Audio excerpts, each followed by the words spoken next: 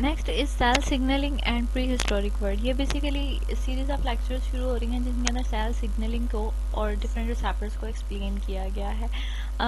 जो topic number 98 है इसके अंदर एज सच कुछ इम्पॉर्टेंट नहीं है। प्री हिस्टोरिक वर्ड का बताया हुआ है कि जब लाइफ इतनी इस्टेब्लिश नहीं थी, कॉम्प्लेक्स नहीं थी, तो तब सर्वाइवल और कॉन्टीन्यूटी के लिए ज़रूरी था कि चेंजिंग एनवायरनमेंट में से जो इन्वायरमेंट में चेंजिंग आ रहे हैं उनको सेंस किया जाए और फिर उसके लिहाज से जो है ऑर्गेनिजम्स वो अडॉप्ट करें, उसके लिहाज से बिहेव करें।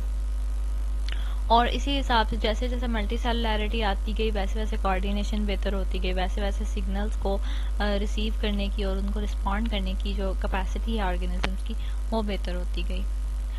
इसकी ज़रूरत क्या थी वो हमने डिस्कस कर लिया कि डिफरेंट ऑर्गेनिजम्स को सर्वाइव करना है अपने एनवायरनमेंट में, और एनवायरनमेंट कॉन्स्टेंटली चेंज हो रहा है, तो फिर उस ऑर्गेनिज्म को के पास भी वो भी हाईली स्पेशलाइज्ड होना चाहिए कि वो उन तमाम चेंजिंग्स को रिसीव कर सके और उसके लिहाज से रिस्पॉन्ड कर सके।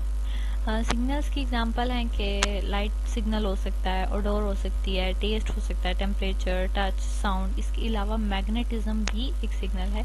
बैक्टीरिया और बर्ड्स जो हैं वो अपने आप को ज़मीन की जो है मैग्नेटिक पोल्स जो हैं उसके हिसाब से ओरिएंट करते हैं अपनी पोजीशन को। बर्ड्स बहुत ज़्यादा ट्रैवल कर सकते हैं, बहुत लंबे लंबे रास्ते वो सर्द ममालिक से गर्म ममालिक की तरफ ट्रैवल करते हैं जब बहुत ज़्यादा सर्दी हो जाती है, और वो ये मैग्नेटिज्म उनकी सेंस करने की कैपेसिटी की वजह से ही पॉसिबल होता है। Next is 99 the instructions and designs की ये सारे सिग्नल्स को और रिसीव करने का और फिर उसके आगे से रिस्पॉन्स जनरेट करने का प्रोसेस होता कैसे है। बेसिकली चार जो होते हैं वो तरह के रिएक्शन दे सकता है कोई भी सेल के। एक तो ये कि वो सर्वाइव करे, ग्रो करता रहे, या वो डिवाइड कर जाए, या वो डिफ्रेंशिएट हो जाए, किसी और सेल में चेंज हो जाए, या फिर वो मर जाए, एपोप्टोटिक सेल यानी कि प्रोग्राम्ड उसकी सेल डेथ हो जाए। तो बेसिकली सेल सिग्नलिंग का के ये चार स्टेप्स होते हैं। लाइक वो ऊपर चार टाइप्स थी, ये चार स्टेप्स हैं कि कोई भी प्रोसेस सेल सिग्नलिंग का होता कैसे है। सबसे पहले कोई ना कोई सिग्नल यानी कि कोई ना कोई लाइगेंड जो है वो बाइंड कर जाता है किसी रिसेप्टर प्रोटीन के साथ।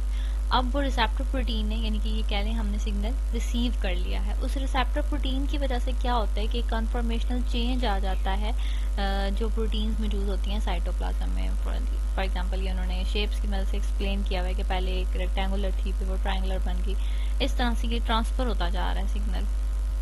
अब वो सिग्नल ट्रांसफ़र होके कहाँ पहुँचेगा, टारगेट प्रोटीन्स के ऊपर। वो स्केलेटल प्रोटीन्स हो सकती हैं, आपके मसल्स हो सकते हैं, या फिर जीन रेगुलेटरी प्रोटीन्स हो सकती हैं। किसी जीन की एक्सप्रेशन भी रोकी या बढ़ाई जा सकती है। इसकी एग्जांपल हमने जीन रेगुलेशन की ऊपर देखी है, लैक्टोज, ऑपरॉन वगैरह के जो सिस्टम्स थे ना उसमें। यहाँ कोई मेटाबॉलिक एंजाइम है उसको भी कम या ज़्यादा किया जा सकता है, और इस तरह से इन तीनों कामों की वजह से कोई ना कोई सेल का फंक्शन जो है या तो इन्हेंस हो जाता है या सप्रेस हो जाता है। तो हमारे जिस तरह का भी हमारा सिग्नल होता है उस तरह का फिर हम हमारा सेल जो है वो रिस्पांस जनरेट कर देता है। सो ये एक बहुत सिंपल सा फ्लो चार्ट है इस सारे मैकेनिज्म का। इस सारे मैकेनिज्म को बोला जाता है सिंगल ट्रांसक्रिप्शन पाथवे या फिर सिग्नल ट्रांसक्रिप्शन पाथवे या फिर सिग्नलिंग कैस्केड। यहाँ से ये स्लाइड मैं स्किप कर रही हूँ क्योंकि ये स्लाइड अगले लेक्चर में भी एक जगह पर आई हुई है और वहाँ पे ये ज़्यादा मैच कर रही है, तो इसको वहाँ पे एक्सप्लेन कर लेंगे।